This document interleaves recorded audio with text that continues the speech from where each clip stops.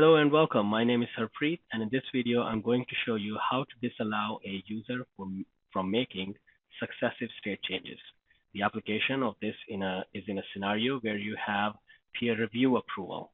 So let's say a designer submits a file to this state, and then they submit it for approval. And once it's submitted for approval, another designer has to approve the file. Because it's the same group of users, there's a chance that the same designer may approve its own file as well. So to be able to disallow that, PDM has a very nice little trick.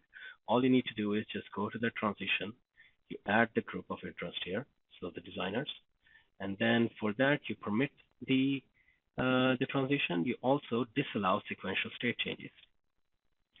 And now we are logged in as a designer here, so I'm going to go ahead and submit it for approval. And it gets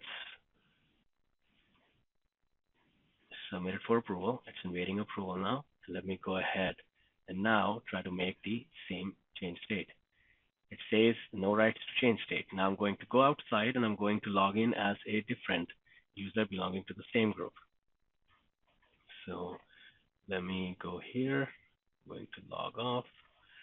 And now I'm going to log in as Brown. Now that I'm logged in, let me go back to my location.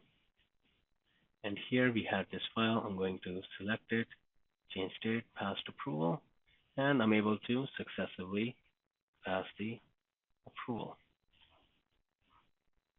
All right. So I hope this was a valuable education lesson for you.